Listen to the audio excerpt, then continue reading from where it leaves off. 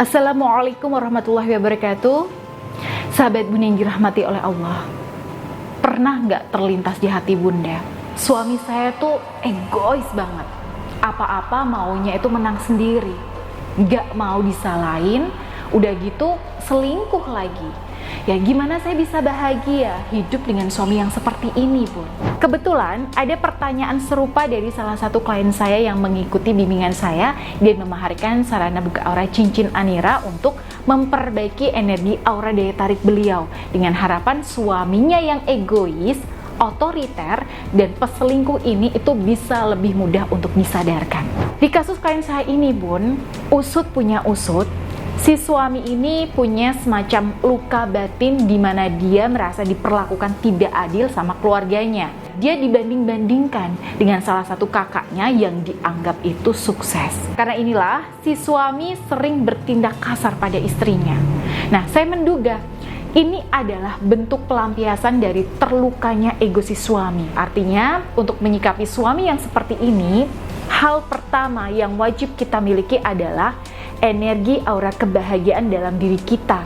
Karena di sini sebenarnya yang sakit itu nggak hanya istri, tapi si suami juga jiwanya sedang merasakan kesakitan. Nah, untuk membantu menyadarkan suami, maka kita juga perlu membantu menyembuhkan luka di jiwa suami terlebih dulu. Tapi gimana caranya nyembuhin kalau kita aja di sini dalam kondisi yang sakit? Ya makanya kita perlu energi kebahagiaan, Bun. Kita butuh energi kebahagiaan. Kalau begitu, gimana caranya bisa bahagia hidup bersama suami yang selingkuh, egois, dan otoriter? Oke, di sini saya akan berikan beberapa tips paling mendasar yang sisanya bisa Bunda kembangkan sendiri di rumah. Atau kalau Bunda butuh bimbingan lebih lanjut, maka Bunda bisa hubungi saya di nomor yang tertera di sini. Oke, kita langsung saja ya, Bun. Jadi yang pertama, rumus bahagia itu hanya bisa dirasakan ketika kita nggak punya ekspektasi apa-apa. Selama kita masih berharap kepada makhluk, selama itu pula kita nggak akan pernah bahagia. Kita pasti akan dicekam sama rasa takut kita, Bun. Rasa khawatir, sedih, kecewa, dan sakit hati. Kenapa begitu? Ya karena kondisi hati sama pikiran kita itu terlalu fokus pada sesuatu yang kita harapkan. Efeknya, syaraf otak jadi ikutan tegang, Bun. Dan ini membuat aura kita ikutan tertutup dan suram.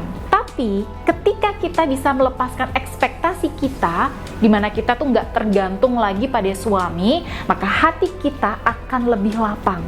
Pikiran kita juga akan lebih jernih, dan pancaran aura kita juga nggak akan tersumbat lagi. Justru lebih terpancar dari dalam keluar. Nah, jadi kalau Bunda juga bertanya nih, gimana caranya saya bisa bahagia kalau suami saya itu otoriter, keras kepala, dingin, cuek, bahkan selingkuh, Bun? Maka saya jawab, jangan punya ekspektasi apa-apa dulu tentang suami. Dengan nggak punya ekspektasi apa-apa ke suami, maka sebenarnya kita sendiri, Bun, yang untung. Kok bisa? Oke, yang pertama, hati sama pikiran kita nggak ada beban jadinya. Yang kedua, dengan kita nggak memasang ekspektasi ke suami kita, tindakan dan pelayanan kita itu akan mengalir apa adanya. Ketika kita menyiapkan teh buat suami misalnya, itu nggak akan terlintas seperti ini, Bun. Oke, aku bikinin teh biar dia bisa berubah. Nah, ketika kita melayani di ranjang, itu juga nggak ada kepikiran seperti ini.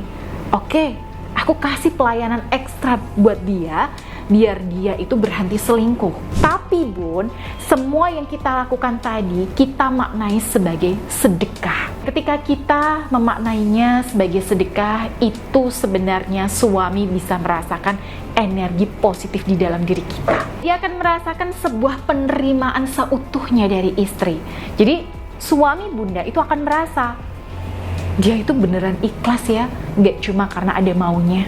Nah, ketika suami sudah bisa merasakan feel semacam ini, maka disitulah auranya mulai terbuka. Hatinya itu mulai melunak, Bun. Dan dia akan lebih mudah untuk kembali ke titik sadarnya. Nah, kenapa begitu? Karena sebenarnya salah satu hal yang dimau oleh laki-laki dari pasangannya itu adalah penerimaan tanpa syarat. Nah, ini hanya bisa Bunda kasih ketika Bunda itu nggak punya ekspektasi sama suami. Selama Bunda masih terlilit oleh niat berharap kembali, ya sikap penerimaan tanpa syarat ini nggak akan bisa keluar. Nah, dari sekian ribu klien saya yang sudah diberikan pertolongan oleh Allah, 90%-nya itu dimulai dari tidak berharap lagi ke suami. Jadi kalau Bunda ingin lebih bahagia, maka mulailah dari tidak mengharapkan apa-apa sama suami. Sadari Bun, bahwa kebahagiaan Bunda itu tanggung jawab Bunda sendiri. Oke, kemudian yang kedua, supaya bisa bahagia di tengah kondisi suami yang menyakitkan ini adalah dengan berusaha mencari celah-celah kebaikan Allah yang masih bisa kita rasakan sampai hari ini, sampai detik ini Bun. Ya, kita tidak memungkiri bahwa rumah tangga kita memang dihantam badai perselingkuhan suami. Kita memang sering sakit hati karena sifat egois suami kita. Tapi pasti di tengah-tengah ujian yang paling berat dalam rumah tangga kita sekalipun, Allah itu tetap titipkan nikmat untuk kita. Nggak mungkin ada seorang hamba di dunia ini yang diberikan ujian kesusahan tanpa diberikan sedikit kesenangan. Oke, coba Bun, kita tengok baik-baik nih. Di balik musibah yang kita alami, Allah titipkan sedikit hiburan. Entah itu rezeki yang lancar, urusan-urusan hidup yang mudah, karir yang lancar, anak-anak yang baik, bahkan yang paling sepele dan sering kita lupakan, kita itu masih dikaruniai nafas hingga detik ini. Nah, dalam kondisi diuji dengan beratnya musibah ini, ketika kita bisa lebih peka untuk mensyukuri rahmat Allah, maka disitulah hati kita akan terasa lebih plong, lebih lega, lebih lapang, sehingga pelan-pelan rasa bahagia itu akan muncul di hati. Saya akui, ini memang gak mudah buat kita yang sedang dalam kesusahan Bun. Tapi kalau mau terjadi perubahan, maka mindset dan pola pikir kita lah yang pertama harus diubah dulu. Begitu kita mau mengubah cara pandang kita, maka Allah juga akan ubah keadaan kita. Dan itu udah dijamin dalam Al-Quran bahwa sesungguhnya Allah tidak akan pernah mengubah nasib suatu kaum sebelum kaum itu mengubah dirinya sendiri.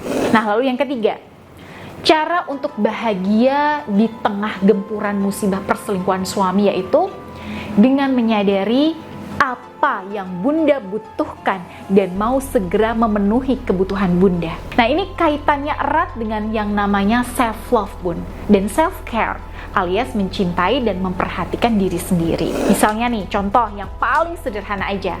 Bunda lagi bad mood atau stres nih karena suatu hal. Nah, di sini Bunda nggak nunggu suami untuk curhat, tapi Bunda segera cari mood booster sendiri. Entah Bunda melakukan aktivitas fisik seperti senam, aerobik, olahraga, minum minuman segar, kulineran, keluar rumah, nyemil, atau apapun yang menurut Bunda itu bisa meningkatkan mood Bunda. Nah, supaya mood positif ini bisa lebih permanen, maka Bunda juga bisa melakukan afirmasi positif setiap hari Bun.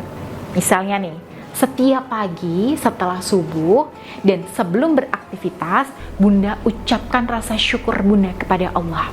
Ya, Bunda ucapkan yang baik-baik tentang diri Bunda. Bismillahirrahmanirrahim. Aku adalah wanita yang kuat. Aku adalah wanita yang berharga. Aku adalah wanita yang gak mudah tersakiti. Aku mencintai diriku sendiri dan aku sayang sama diriku. Terima kasih ya Allah atas pemberianmu ini. Kalau di kasus klien saya tadi Bun, saya juga minta beliau untuk melakukan aktivasi energi cincin Anira 3 hari sekali. Karena kasusnya itu terbilang cukup parah dan butuh asupan energi aura yang lebih kuat. Ya, harapannya energi aura dari cincin Anira ini bisa meresap ke dalam diri beliau sehingga kondisi batin dan aura beliau itu lebih positif dan kuat. Nah, dengan kondisi semacam ini, maka insya Allah beliau akan lebih mudah untuk membimbing suaminya kembali ke jalan yang benar. Baik, itu tadi ya Bun, beberapa tips yang saya sampaikan pada klien saya tentang cara bahagia saat harus hidup dengan suami yang zolim. Semoga bisa diambil manfaatnya. Dan jika Bunda butuh berkonsultasi atau ingin dibimbing seperti klien saya tadi, silahkan Bunda bisa hubungi saya melalui nomor yang ada di sini. Baik, saya Bunda Ayu. Wassalamualaikum warahmatullahi wabarakatuh.